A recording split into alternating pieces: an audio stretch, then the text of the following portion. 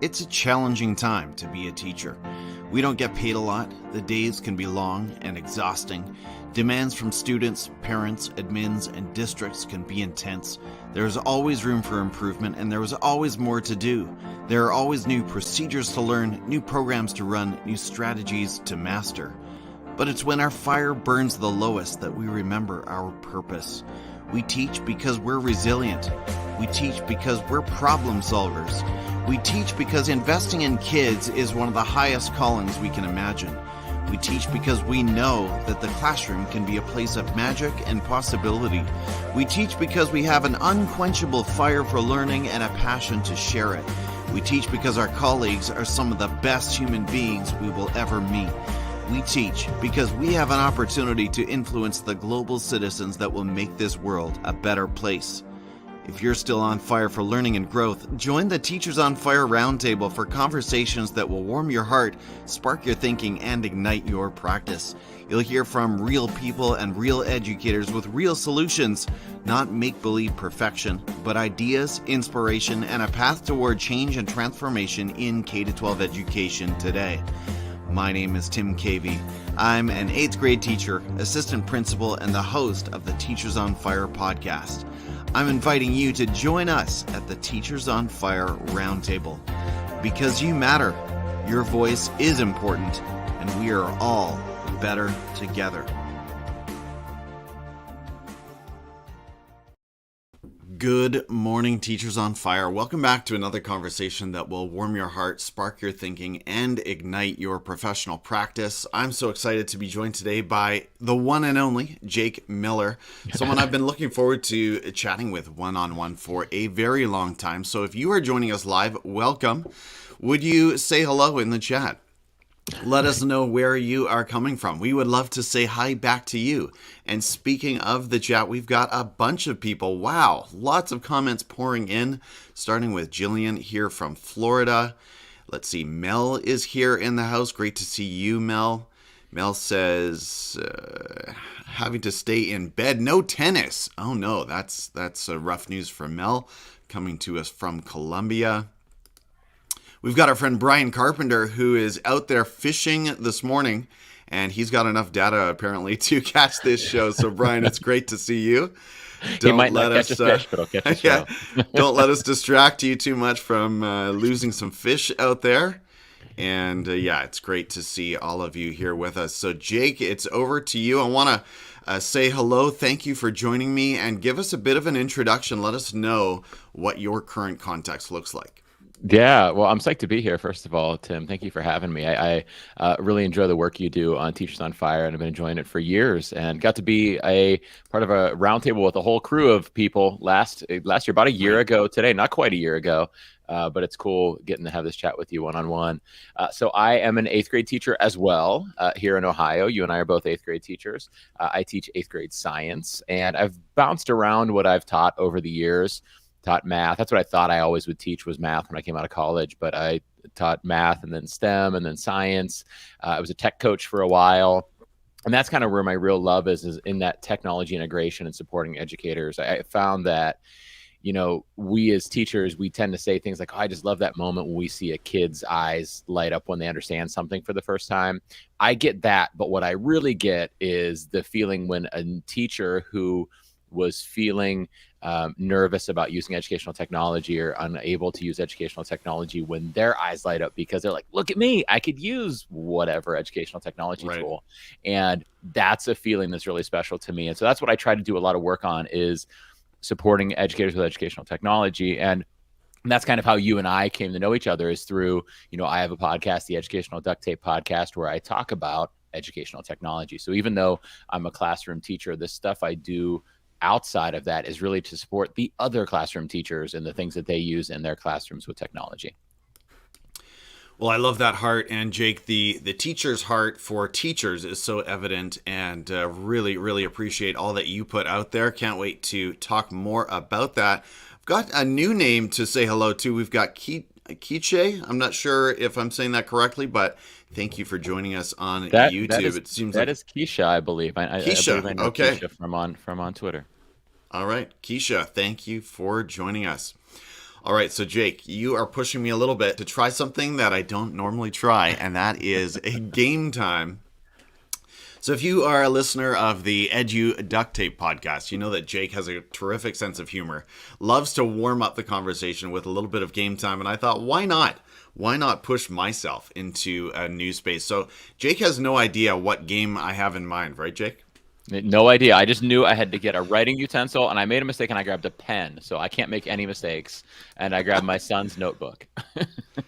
You can make mistakes in this game. You can scratch out your answers, but the game we're going to be playing, and actually this would have been a lot of fun to play with some of the audience as well, but I'm going to get my share screen going on here. And this will be a game that I think is familiar to you. Okay. But the game we're going to be playing is Scattergories. Okay, nice. All right. Look at that. Ready for this? All right. I'm ready. So just to prove, Jake, that I have not seen this board yet, we're going to do a reset on the board before we start playing. And as you can see, you've got 120 seconds. No phone use allowed. All right. And we'll see what we come up with. Okay. And I'm taking a risk here because I might be badly humiliated, but that's all right. I'm willing to take that risk. So here we go. Okay. Resetting the board. We've got D, and as soon as I hit play, we're going to see the categories. Oh, okay. I got to adjust my screen because they're not all 12 are fitting in. Okay, let's see. I'll change that to, maybe if I zoom out one more time. All right, there. I think we're good. So I'm going to hit play, and we're going to give this a shot. You ready? Okay, I'm ready.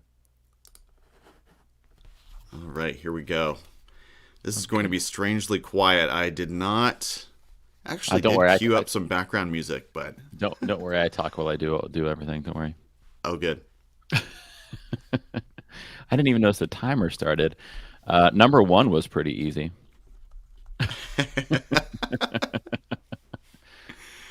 Now, if you know categories, if we have the same answer, they cancel out. So we're trying to think of somebody else.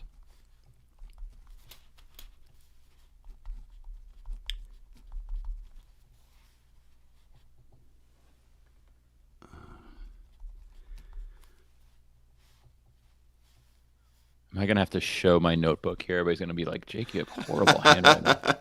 You know what? I trust you. Why didn't you tell me to number my paper 1 to 12 first before we started? That's right.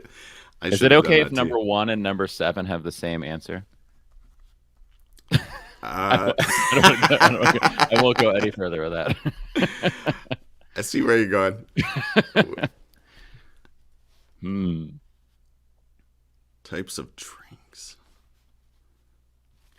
Oh man, I'm having trouble here.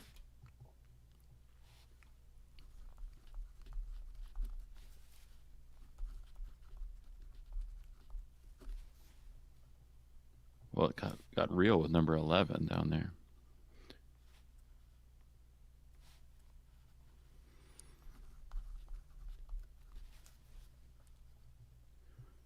I'm just going to go down my paper and start every line with a D, and that'll give me a head start there. Oh my gosh, I'm almost out of time.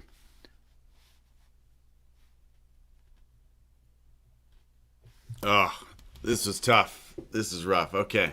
Oh, and our list disappeared. Can we? Oh, there it is. All right. There you go. Okay. Okay. I'm disappointed. Let's see what the audience is saying here. Oh, Keisha, good. She says, oh, hi, yeah, it's Keisha. Good morning. And Shannon is here from Prince George. She says, good morning, Shannon here. So, Shannon, you probably would have done much better on categories. But, all right. Well, number 1, what did you have, Jake? I have Donald Trump for number 1. We're going to have to cross that out as well. I had that. Number 2, I had desks, but you can shoot that down. Is your desk sticky? Well, I was thinking of student desks. Student desks. All right. Those are sticky. Don't touch them. I had donut. Oh, nice. So we both get a point there, right? Is that how that works? We do. If you'll accept desk, I mean that's stretching it a little bit. Yeah, student desk. Yeah, definitely sticky. Did you think of a disease? I have diphtheria. Oh, nice. I was blank on that one. Yes. Number 4, what's your word ending in N? I was struggling on this one, but I went with Dean, which is my middle Oh, name, nice. but also somebody who's in charge of a school and a college, right? Yeah, yeah. Good education connection. I had down. Yeah. So that's Why one did I for not me. think of that? You wrote down. That's right. Number 5, kind of a mean one, dummy. Yeah, well, dummy too. What's wrong with us? Shoot. We have to cross that off, and apparently we're bullies. We're products of a mean age at school. I guess so.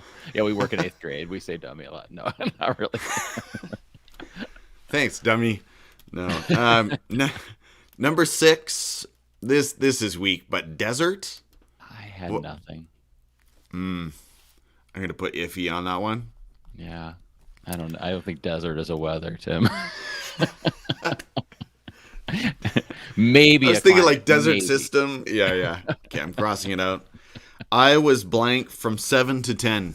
Wow. What did you get in that range? Well, I thought about writing my same answer for number 1 and number 7, but I did not actually Right. write it down. So that one doesn't count. Number 8, I had nothing. I just needed more time on the rate. Number 9, I wrote Diet Coke, which I think is Oh, okay. gross, but Yes. Diet Coke. Number 10, I had nothing. Number 11, I wrote drunk driving. Oh, nice. And number 12, I had nothing. I wanted to write something funny for number 11, but then I had to get real with drunk driving, and it really can't kill you. So folks out there, if you have your Saturday night beverage tonight, don't drink and drive. And according This to has the been a real PSA with Jake Miller. yes. And according to the categories rules, if both D's are required to form that idea, you get 2 points. 2 points for that one. So well done. Nice. Well, I had another weak one for 11. Is it possible to die from dust inhalation? I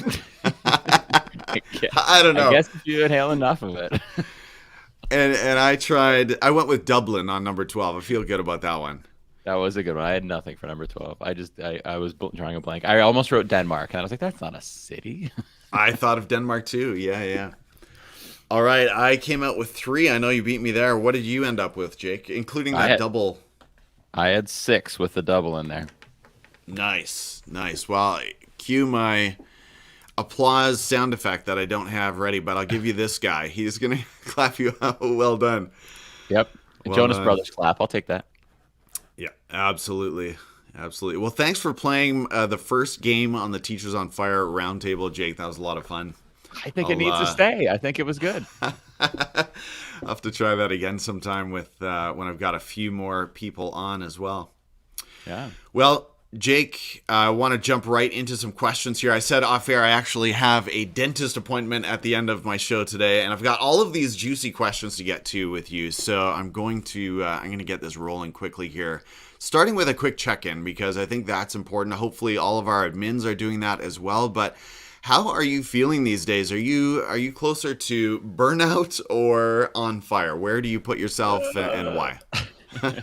I have 2 answers for that. Teacher Jake is closer to burnout. I'm getting by, but this is tough, man. Not only just teaching in general, but teaching in 2021, had there been no pandemic, is tough. There's just a lot of pressure on teachers, and then coming out of the pandemic, just all of the things we're dealing with. And I should say, well, obviously we're not out of the pandemic, but coming out of how rough 2019 and 2020 was into now, like it's been tough. So I keep going because it's for the students, right? We do it for the students. And so, but I definitely daily feel that burnout feeling. The on fire part is the part of me that it does the work with other educators. When my day ends and I sit down at my desk and I sip my afternoon coffee and I pull up my phone and open up Twitter for the first time that day, and I see interactions from different educators who are taking extra steps to learn about education or to get ideas for their classrooms or to learn about technology, that's when I feel that fire. So I'm like, look at what these people are doing, right? And look at their excitement over these ideas that they're sharing or that they're reacting to. So that kind of stuff, that's when I do feel the fire. So I guess I alternate, and it depends on kind of which of my hats I'm wearing, my teacher hat or my EdTech aficionado hat, which one I'm wearing, whether I'm feeling the burnout or the on fire. All right, that's a good, safe answer. You've heard the conversation, Jake, from people like Jen Gonzalez, who came out with an episode talking about this is really the worst year ever, which I find really interesting. To me, I think back to 2020 lockdown, that quick pivot. I think that really stressed teachers out. I mean, every context is different. I realize that, but are you on board with this is the worst year ever? Well, so I haven't listened to the podcast yet. It's in my queue. That Cult of Pedagogy podcast is in my queue. Yeah. But I think, I don't know if it's the worst year ever. It's just different. I think part of it, it's almost like, when you're in kind of an emergency situation or something and you feel that adrenaline that just drives you through something and you kind of just do it because you have to do it, right? And I think that's kind of where we were at then. And now we've had the time to slow down a little bit and maybe be more mindful of our situation and really feel the feelings that we're having as teachers. So it might feel worse for that reason. I think the other part of it too is as we get back to some sense of normalcy in our classrooms where, myself and my students, we're wearing masks, but we're all there and we're all there all day, and my classrooms are as full as they used to be and my content is as full as it used to be. There's a kind of unspoken feeling that things should be normal now. Right. In terms of what we're teaching and how fast we're teaching it and how quickly our students are mastering it. And I think that does make it hard. So I don't know if it's the worst year ever, but it's definitely got some unique challenges that we've never experienced in teaching that's different from what the last school year was, the 2020 to 2021 school year. Jake, it still hasn't been too long since the publication of your book, so congratulations on that. I know that's the realization of a huge project and an ambition that you had for some time, and you've talked about on your podcast about how that really was the product of a few years of thinking and learning, right? Right. So I titled this talk actually around your subtitle, and I want to get into what is an EdTech integration mindset and how can we develop one? Yeah, so this was something that years and years ago when I found that I was excited about sharing educational technology with teachers, this is something that I found was needed with educators. I would go to different conferences and things like that and talk about certain tech tools. Like, so back in those days, it was the very beginning of Google Classroom and maybe Flipgrid was just coming out and things like that. And I would go to these conferences and talk about those tools. But what I found was these teachers needed more than just help with the tools.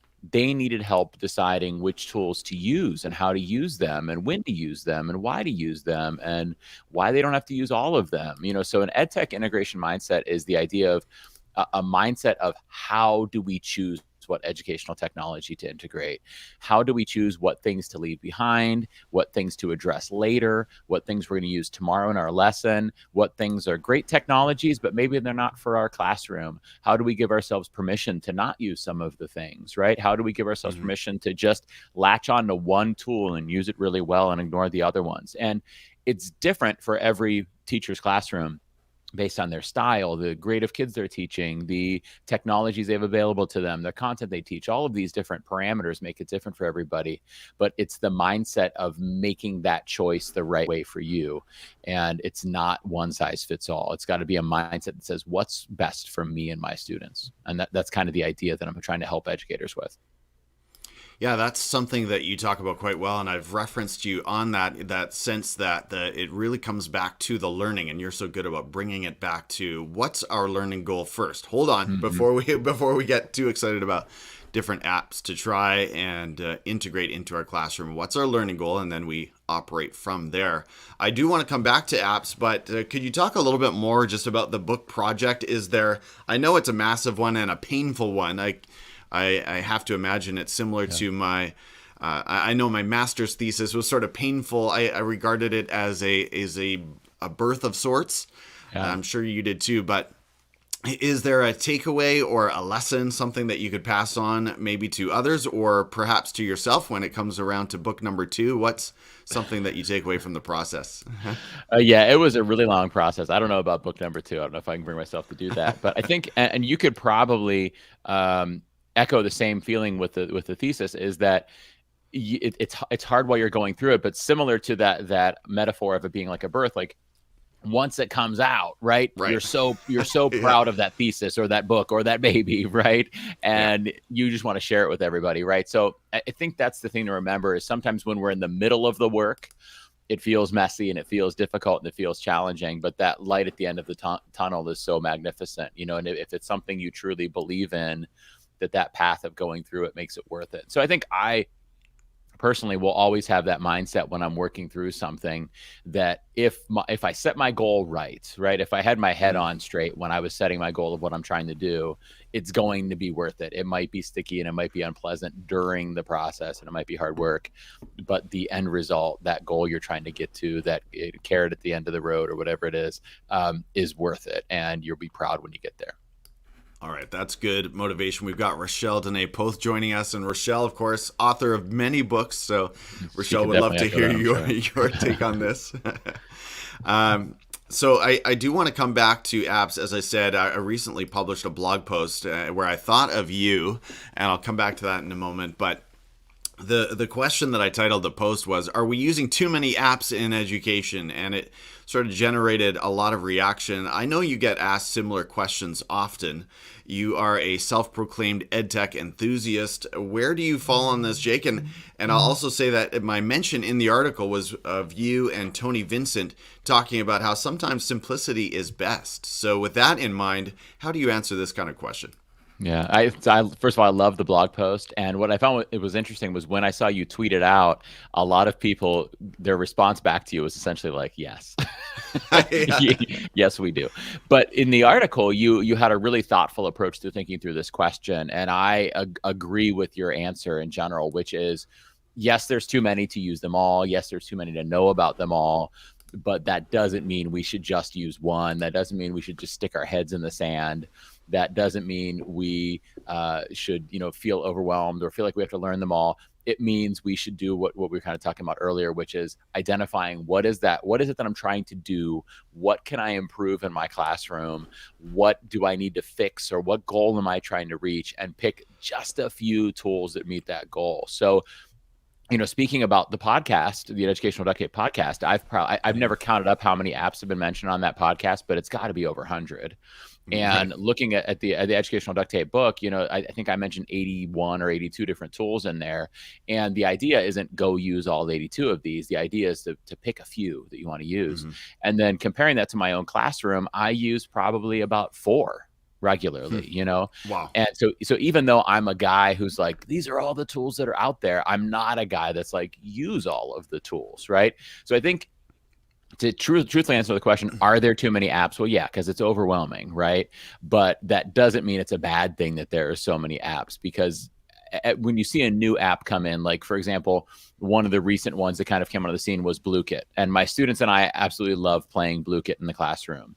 And yes, it's kind of repetitive of some of the things that GimKit and Kahoot do, but I'm glad it's there, right? So I don't want to cut that's all the apps. We can't have any more and not get any more in, because there are still wonderful things coming out that are solving problems that we have and things that we need to do differently in our classroom. So yeah, there probably are too many, but no, I don't want them to stop. And no, we shouldn't try to use them all. We just pick our handful. Which game within BlueKit is the favorite of your 8th graders? I think they enjoy, what is the one where you go head to head? Is that Battle Royale? I think they like Battle Royale the most. Okay. I very rarely let them play Battle Royale because they just go so fast on it. It rewards the speed. And so I try to avoid that one. I try to put on, I think I do, it's one of the ones where you build up powers. Factory, I do a lot because it rewards speed a little bit, but it's not as much on that. But they are always like, let's play Battle Royale. That's what they're doing. No one likes crypto. I like the crypto one. Right. But hey, I want to press you, and we'll come back to sort of your top picks toward the end of the conversation. But that short list of 4, I'd be really interested to hear what's on your short list of go-to apps. So I use Pear Deck pretty regularly. I use quizzes quite a bit for formative assessment, because in the free version, I get quite a bit of data out of it. I just made up the number 4, Tim, so I'm not sure what else I use. We are a Google school. I use Google Classroom very heavily, and I have I'm proud of my organization in my Google Classroom. Let's see, what else is in my toolkit that I really regularly use in the classroom? Definitely Pear Deck and quizzes. Bluekit comes out at review times, and Edpuzzle, I would say, is another one that I use really regularly. I think if I had to say my 4 biggest ones that I use, those are the ones. Now, when I say that, this is my second year of teaching 8th grade science, aside from 1 year about 10 years ago.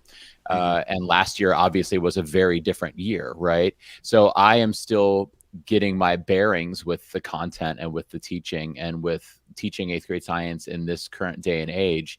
And so I haven't quite evolved my class to the point that I want it to be at. And so I think as that happens, I'll bring more in my classroom. Like I wish I had more student choice in my class, and I wish I had more student pacing in my class where they have to move at their own pace. And I don't, because I just don't have the mental bandwidth and the time bandwidth to make that happen yet. And I will someday. And when I do make that happen, then those tools are going to change. And I think that's kind of, and it kind of echoes the idea of that, are there too many apps question, is the things that you're using really depends on kind of where you're at. And it might change over time, right? Like I didn't mention tools like Book Creator and Canva that are really wonderful for student creation tool things, right? Because I don't have, I'm not there yet in my curriculum where I'm able to build a lot of student creation. And someday I will be, and my students will be using Book Creator and WeVideo and Canva and Genially and Buncee and all these wonderful creation tools. But now I don't. And I think that changes over time.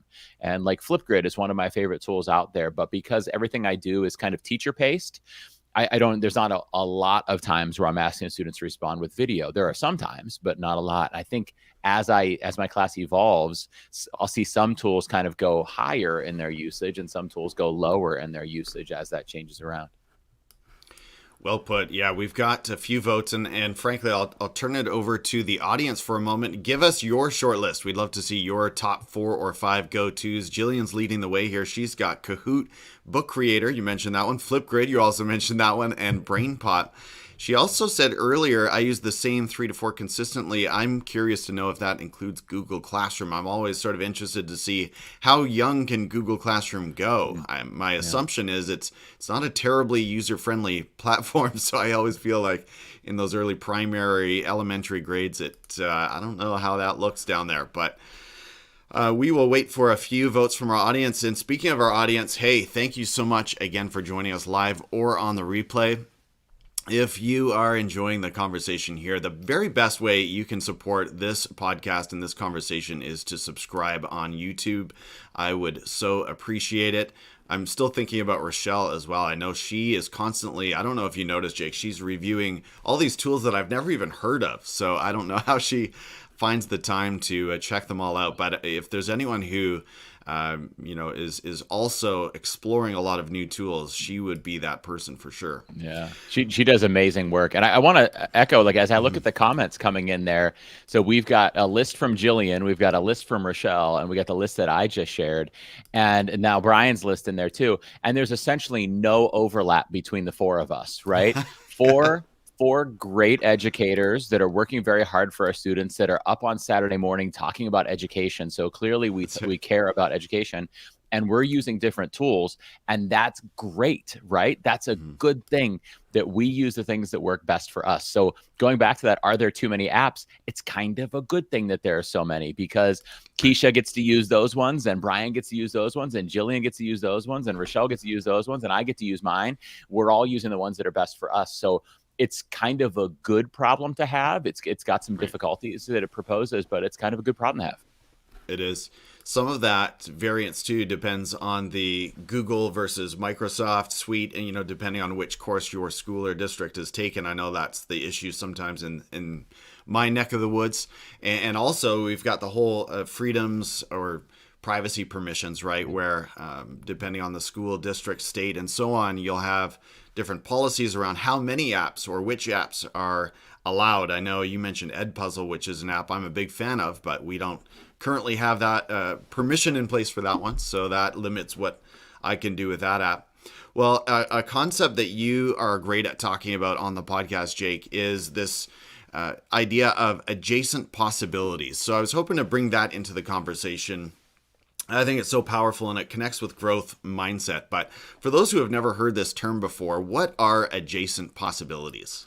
So I first heard the term through one of your recent guests, actually on the roundtable, George Koros. George referenced it in his book, Innovator's Mindset.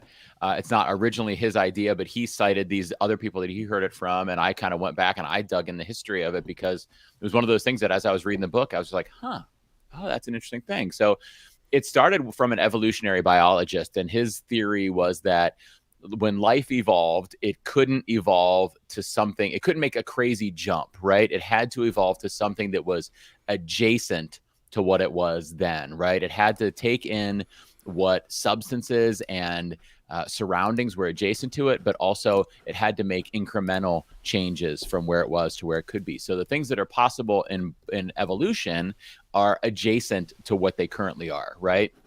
And then a guy named, I think that was Stuart Kaufman, and then Stephen Johnson, or those are the two guys' names. So they're probably Stephen Kaufman and Stuart Johnson. I'm mixing their names all up. I don't know. But this other guy took the idea and talked about it in terms of ideas, right? Ideas evolve through the adjacent possible. And that's the idea that when I have something that I'm thinking about, it can only expand to things that are adjacent to that, but also it's impacted by other things that come in that are adjacent to it. And that's kind of where George picked it up in his book, is the idea that what's possible for us is impacted by what we put ourselves adjacent to, right? So my ideas as an educator are expanded by talking to you and by talking to Rochelle and by talking to Brian and by talking to those other people that are in the chat right now.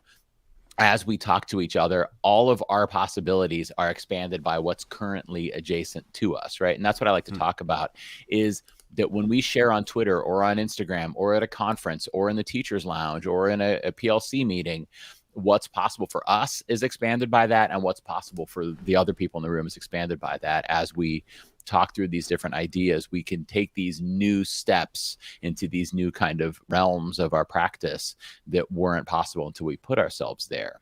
But there's also another piece of it, is that when you think about my classroom, I was saying how I don't do some of those student creation things, right? I've got to kind of work through these stages of things. What's possible for me to do now has to be adjacent to where I'm currently at right now. We have to take these steps, and we have to give ourselves permission to that. So it's the idea that we have to kind of evolve from where we're at. And it's also the idea that evolution is impacted by what we expose our own ideas to and what ideas we expose ourselves to. Yeah, it's actually that second one I hadn't thought a whole lot about. And so I feel like my understanding of this idea has been expanded a little bit. Who am I putting myself beside that is going to take me to that next step and sort of stretch my thinking a little bit? And I agree. Engaging regularly in conversations like these is going to push us and stretch us. And there's power there. Yeah, you look at one of these guys that's on the chat with us here right now, out there with his fishing rod, Brian, right now. Like, I never would have thought about the idea of hosting a podcast that I record while I'm walking in my neighborhood at 5 o'clock in the morning, right? But Brian took ideas that were already there. You know, the idea that an educator could record a podcast and put it out there, and the fact that he's walking, and those two things expanded to something that's kind of right adjacent to that, right? He didn't go film a movie. He took an adjacent step. He took his listening to podcasts while he walks and his then recording his thinking while he walks, and spun that into a podcast. And that's that adjacent possible, where he's being impacted by things that's coming into him, and also the exposure, like his current scenario of his own, where he goes for that walk, you know, and that's those steps. It's just applying that to our classrooms too. Yeah, we've got to give him a shout out. Brian's a good friend. And Brian, as Jake mentioned, has the Fresh Air at 5 podcast. So check that out. And a lot of that podcast comes from video that Brian records of himself as he walks, and just his reflections after listening to educational podcasts almost every morning. So thank you, Brian, for leading the way and sort of creating a new space. We got to give him some credit. There's really no one else out there who does anything similar so consistently, as far as we know. So keep up the great work, Brian. Well, another space, another activity, Jake, that it was sort of, in my mind, sort of a new space was this whole business of edu-gifs, or you would say edu-gifs, right? That's what I say. Yeah. And the that's right. And these are creations. I'm going to see if I can bring some of these up for people who perhaps are watching and are not really familiar with this idea, but actually, you know what? I will stop from describing them. Jake, would you talk about how these edu-gifs started and where they are going? Just talk about the ride that you've been on with these edu-gifs. So they started years and years ago when I would come down here to this basement room late in the evening after the kids were all in bed and my wife and I had finished packing the lunches and cleaning the kitchen and everything. And I would come down here because I realized that I had this passion for sharing this educational technology with other educators, and I wanted to share more and more. And so I was like, I'm going to start recording screencasts. I see people online recording these screencasts. I need to go and do this, right? And I'd come down here and I'd record a screencast about whatever educational technology tool I was excited about. Maybe it was Google Classroom or Google Forms or who knows what it was. And I would make this video and then I'd put it out there on Twitter. I'd put it on YouTube, I'd post it on my website, I'd share it on Twitter. And a week later, it'd have like 7 or 8 views. And I knew that the video was pretty good, and I knew it was good enough quality, as good as a lot of the other stuff that I was seeing out there. And I knew that the ideas that were in there were good. Hey, there's Rochelle. I knew that the ideas that were in there were good ideas too, but yet people weren't really watching the videos. And I was like, why are these people not watching these videos? And what I realized was there were a lot of barriers in place. There were a lot of hurdles, right? They had to be following me. They had to have the time to click on the video. They had to be in a place where they could watch a 7-minute video. They had to be in a place where they could listen to audio. They had to trust that I was even going to make a video that was worthwhile for them. And so all these hurdles were keeping people from watching the videos. And I was like, well, how can I get rid of those hurdles, right? How can I remove all of the hurdles? And a story that I like to tell often is I came up with the idea one day, in a doctor's office waiting room. I was sitting looking at Facebook while I was waiting to get called back for my appointment. And I found myself watching on my phone this video recipe of how to make tater tot casserole. And number one, I don't do much of the cooking in our house. Number two, when I do the cooking, my wife has either written out the recipe or it's on the back of the box, or she's yelling from the other room what I'm supposed to do to the food. Or the third problem is she does most of the cooking anyhow, so it's not a problem. And she already does tater tot casserole, so we didn't even need the recipe. And I'm like, why am I watching this recipe? And I realized what happened was it auto-played. It was fast moving. It was visually engaging. It didn't last that long, right? And I was able to learn about tater tot casserole in 30 seconds or so. And I was like, well, that's what my screencasts need, right? So I started turning my screencasts into GIFs. I took myself out of the screen. I took my audio out of it.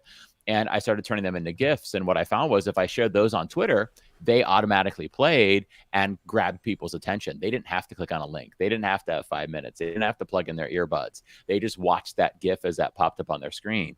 And so it became something I did a lot of, where I created these different GIFs to share out there. Not Mr. Burns, though. Created these GIFs to share out there to help people learn new educational technology skills in 30 seconds or 40 seconds. And I shared a lot of them out there. Unfortunately, I don't make very many of them anymore. I'm so busy with the podcast and the book and the teaching. I don't have the time for it. It's kind of one of the things that have fallen off a little bit. But the other day I was preparing some older ones to put up on Twitter, and I was like, I need to get back to this. I miss doing this. It was one of those things that gave me that sense of flow as I made those GIFs and did that process. But essentially is a screencast in a GIF form. And as you saw when we were scrolling through there, a lot of those aren't mine. Those are other people. Some of those are mine and some of those are other people's. It's kind of just an idea that kind of, I don't know if it came from me or it came from other locations, but people doing these things that grab our attention by being there without us having to click play. Well, you've definitely been the father of the edu-gif space, and I think pioneered a new, as I said, a new way of communicating and teaching. And I think, Jake, there are some actually really big takeaways. And I look at the way that short video, vertical videos have evolved in the last 1 to 2 years through Instagram Reels and TikToks, and Facebook is getting in on the action, and YouTube Shorts. Do you see that trend continuing in terms of educators sharing great ideas in vertical video as well? That's a sour topic for me, Tim, because No, me all of too. my gifts are horizontal, and what am I supposed to do with them now? Right. And also, I don't prefer vertical video. I like horizontal video. Right. But like, yeah, now I'm like, I got all these gifts, and I can't really share them on those platforms. So yeah, I do think it's probably going to be part of our lives. That's the way we hold our phones. That's where we consume our media. It's probably going to switch to vertical. So I need to find some time to turn that all that stuff into vertical stuff for on those platforms too. Ryan and Brian are both asking in the chat there how I make them. So Yeah. the way I make mine is using a tool called Camtasia, which comes from the TechSmith company. Camtasia is a screencasting and video creation platform that also makes GIFs. It's a wonderful, wonderful tool, and I love it. It's a little, I mean, it's for an educator, I think it's about $160. So it's a little bit of a pricier tool for an educator, unless you're planning on using it extensively. In the book, which we talked about earlier, Educational Duct Tape, I go over a collection of other tools that you could potentially use for that. The two that I typically recommend are Screencastify can make GIFs, and WeVideo can make GIFs. So if you happen to use either of those, they both make GIFs. You can't do as much as you could do with Camtasia, but you can make GIFs in those different tools. I was going to say WeVideo as well, and I was wrestling with WeVideo last night. It turns out it's actually difficult to make the kinds of GIFs. You've seen my clapping guy here, the Jonas Brothers. It's actually difficult to make those because there are not many apps that will give you the GIF and a transparent background at the same time. So that's a whole other conversation. But does WeVideo do it, or WeVideo does not do that? WeVideo will not strip away the background. So I use WeVideo to sort of orient the GIF into the bottom right-hand corner of the screen. Otherwise, I could bring in just about any GIF from Giphy.com. I'm going back and forth here between GIF and GIF, but you could bring in any GIF quite easily into this streaming show. But the problem is they all present right in the center of the screen. So anyway, so that's the bottom corner there. So do you then take it problem. into what is the tool that can make a transparent background video? It's not remove.bg. It's our other Unscreen. one. Unscreen. Yeah. Unscreen. Yeah. So that's where I was playing with it. But anyway, so it is possible. But WeVideo, I'm with you. That's the tool that I would go to. I've never gotten into Camtasia actually, so that's something that I need to try out. Well, next question. I can't host you on the show, Jake, without getting some current EdTech picks. So I'm going to invite our audience to participate on this as well. Ooh, I like and that. are you willing? I know with EdTech aficionados like yourself, it's not always a comfortable place to be pressed into one pick, but are you willing to play along this morning? That is so true, Tim. Like, there is going to be some EdTech company that reaches out, like, I heard that you named this tool instead of our tool. And I'm like, listen, you're all great. But no, I'm comfortable. Let's do it. And I can't wait to see what everybody says in the chat, too. All right, yeah. So I'm going to have to do some clicking back and forth here unless I figure something out. But so let us know in the chat how you would respond. And unfortunately, I do think our audience is seeing our signal about 10 seconds behind. So this conversation might lag a little bit, but that's okay. All right, so I don't have a drum roll, but first up, LMS. What's your pick for LMS? So I use Google Classroom because that's what my school requires, but I think my favorite is Schoology. It's a complex program, but there's just so much in it. All right, so Schoology. Yeah. Formative Assessments. There's just so many different kinds of formative assessment out there. That's a tough one. I should have planned ahead and thought about this question in advance, Tim. I think I like Go Formative a lot because of the different things it has in there. It's not currently what I use, though, but I like Go Formative a lot. All right, slowing down to bring in the audience a little bit. Brian saying LMS, Google Classroom. Mel says, do you know that one, Jake? No, Manjabek? No. Ryan Kube is saying Google Slides, I think on the formative assessment. Interesting. Mel says Desmos, probably working a lot in the math space. And Jillian, Google Forms. Yes, that's a good exit slip or lots of different uses for Google Forms. Okay, we'll keep this going. I see a Seesaw LMS in there too. I don't know if you said that one or not, but Seesaw is magnificent too. I love Seesaw as well. Yeah, I'm a combined Google Classroom and Seesaw school. Student self-assessment. What comes to mind there? The one I currently use the most is Quizlet with just the flashcards. I think there's a lot of great options out there, but I like that they could see both sides of the card. So I use Quizlet a lot. And I like that that lets me then also use it as a game in class too, do like a Quizlet Live with it too, if you have those cards in there. I was going to say Quizlet Live. You want to see your classroom come alive? Try Quizlet Live. That's a lot of fun. Student blogging. See, if I were blogging in my classroom, I would probably use a really simple tool like Google Docs or something like that, because it doesn't require learning a new tool to do it. To talk about tools that are out there and available, I really like what Gimkit is doing with Gimkit Inc. as well. If you're looking into blogging specifically, it's a really neat tool. Oh, that's interesting. I have not one app, let's say, that I've never played with that really I have access to is Google Sites. I mean, I've done very limited work, but in terms of getting students blogging, I feel like if you want that security of locking it down within the domain, I think Google Sites offers that. Catching up with the audience a little bit, Keisha says Schoology. She's with you there. So another vote for Schoology. I know our good friend Scott Nunes would be on that Schoology train as well. And Brian says Google Docs as well. Yes, Jillian, I expected that. Seesaw for the class blog. Seesaw gives some great options there. Okay, moving on. Screencasting. I think you mentioned this one, but one more time. Screencast. So I use Camtasia, but if I didn't have access to that, I'd be using Screencastify. But there's just so many good ones. That's an area where you almost can't go wrong. You know, Loom and Screencast-O-Matic are magnificent, and Flipgrid with their screencasting is magnificent as well. Lately, I've been recording these EdTech tutorial videos, again, in WeVideo, so that's going to be my vote. My one thing is that I miss the highlighted cursor, the highlighted arrow that Screencast-O-Matic offered me back in the old days. Audio projects, students recording audio. I am really excited about, well, so on a small scale, I love Moat. But if we're doing projects, I think the Soundtrap education platform is really magnificent. It gives you kind of an LMS feel, kind of similar to what WeVideo does with video, but for audio with Soundtrap, although WeVideo is good for audio too. But I really like Soundtrap's audio platform. Video creation.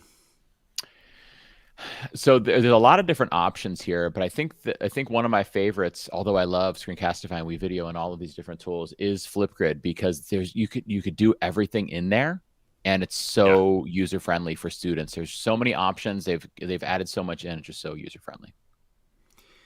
Animation. Jillian just said Zigazoo. Jillian, I've never heard. I know. Of Zigazoo. I don't know that one. Have to check that out. For animation, I think one of my favorites. There's multiple, but one of my favorites is there's the company Do Ink, and they have two different apps on iPads and iOS. One is called Green Screen, and the other is called Animation and Drawing. I think it's called. That one's only on iPad, but it's got some really easy to use animation tools where you could say, like, pick a character, put it here, and then you set up what's called pathing, and it just automatically moves to another spot at the speed that you've selected for it. And that's in their green screen tool too. But the animation one gives you a little more options when you do it. Infographics and design. I find myself going back and forth between Canva and Adobe Spark based on what I'm trying to do. But Canva's education platform, I think, is bar none in that area where the teachers and the students can collaborate in that platform. I just sent a rare all-staff email this week saying, listen, if you don't have the Canva for Education account, colleagues, you got to get on that. So I shared that link with them, and I'm hoping they take me up on it. Well, we are running short on time. I want to ask you a few more questions as we close here, Jake. First of all, whose voice is inspiring you right now? I know it's a long list, most likely. You're well connected, but is there one person that jumps to mind who is really lighting your fire for learning? I think right now the people that are getting me excited are people that I hear sharing about what they're hearing, right? People that I know are taking in a lot of information and sticking with it and able to keep that passion, that fire burning and sharing out. So we'll say Brian. Brian's right here in the chat with us. The fact that Brian listens to a billion different podcasts and then shares his thinking on them, I mean, that's just magnificent. I mean, like, how can that not be inspiring that the guy does that? That's so cool. That's so true. Thank you, Brian, and so many others who are with us here this morning. It's been greatly encouraging to have you here. Jake, share about some current project, research, writing that you're involved in the moment that is firing you up. You said off air that you've been pretty stretched lately, not a whole lot of creative time. Yeah. So book number 2 might be a long way in the offing, but what's firing you up right now? So right now I've been working on, I'm kind of reaching I'm turning around the last turn on this track of taking the stuff in the book and turning it into infographics, as we were kind of talking about earlier. So each chapter of the book has a certain question that I ask, which are the kind of some of the questions that we were talking about just a few moments ago, like what tools do you use for formative assessment or student blogging? And in the book, I list some tools and I give a few paragraphs on each about why you might choose that one. And I wanted to turn those into infographics as well. So each of those sections has an infographic that goes along with it. So I've been going kind of one a week and taking that section and boiling it down to, a tweet length summary of each tool and turning those infographics. And I've been enjoying the process because it's really forcing me to boil those ideas down to what makes this tool different from the other tools, right? Why might they consider this tool? And then creating them and putting them out there to try to support people to get that bite-sized bit of information about which tool should I use for an audio project, for example, and putting that out there in that one neat one-page package for them. I have to say, I so appreciate your side-by-side comparisons. I've listened to many of them, and so helpful. And who has the time really to sit down and put all of these apps, these similar apps side by side and compare all the features? Well, you've done a great job in so many cases, so thank you for that. And Jake, as we close, let us know how and where can we connect. Of course, we're going to mention the book and anything else that you are managing to put out there right now. How can we tune in? So I am at Jake Miller Tech on all of the socials that I could be on, all the ones that they'll let me on. And my website is jakemiller.net, as you can see there on the screen. And there is the book, which is available on Amazon and soon to be available as a Kindle book on there on Amazon as well. Currently, it's just the physical one. And then you can see the podcast over there on the left. Most recent episode there, just barely. We got another one coming out in a couple days here, but most recent episode was my friend's Jenna Lee. And you can see that at Educational Duct Tape or eduducttape.com. Jake, thank you so much for sharing your time here on this Saturday. Quite generously, I might add. It's a difficult time. It's a stretching time for all of us, but we so appreciate everything that you put out in terms of inspiring educators to take that next step, that next adjacent possibility, and build our EdTech integration mindset. So make sure you're out there grabbing the book, tuning into the podcast, and following Jake on Twitter and all the socials, everyone. Jake, thank you so much. Oh, thank you so much for having me, Tim. Like I said earlier, this is the fire lighting stuff that you do here. So I'm glad to be a part of this morning. Thank you.